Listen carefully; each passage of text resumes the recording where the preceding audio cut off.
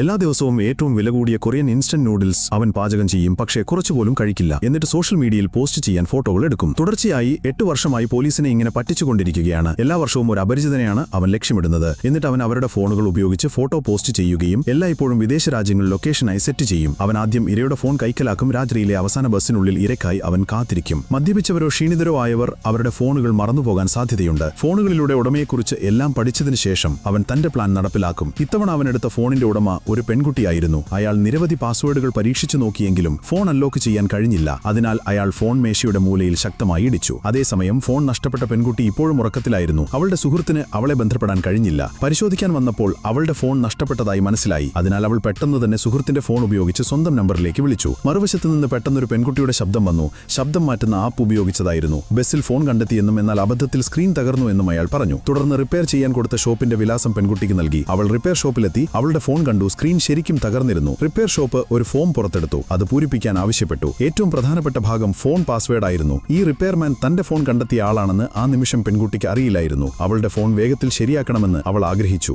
എല്ലാ വിവരങ്ങളും പൂരിപ്പിച്ചു. ആ മനുഷ്യൻ തന്റെ പണി ആരംഭിച്ചു. ആദ്യം മദർബോർഡ് തുറക്കുന്നു. ഫോണിന്റെ ക്യാമറ മാറ്റി പുതിയൊരു ക്യാമറ ഇൻസ്റ്റാൾ ചെയ്യുന്നു. പാസ്വേഡ് ഉപയോഗിച്ച് ഫോൺ അൺലോക്ക് ചെയ്യുന്നു. ഒരു വൈറസ് ഇംപ്ലാന്റ് ചെയ്യുന്നു. പെൺകുട്ടിയുടെ ഫോണിൽ നിന്നുള്ള എല്ലാ വിവരങ്ങളും സ്വന്തം ഫോണിലേക്ക് സിങ്ക്രണൈസ് ചെയ്തു. ചാറ്റ് ചെയ്താലും വിളിച്ചാലും അവളുടെ ഓരോ നീക്കവും അവൻ അറിയാൻ പറ്റും. നിരവധി ദിവസത്തെ നിരീക്ഷണത്തിനു ശേഷം അയാൾ പെൺകുട്ടിയെക്കുറിച്ച് എല്ലാം മനസ്സിലാക്കിയിരുന്നു. ഇത്രയും വിവരങ്ങൾ ലഭിച്ച ശേഷം അയാൾ അടുത്ത ഘട്ടത്തിലേക്ക് കടന്നു.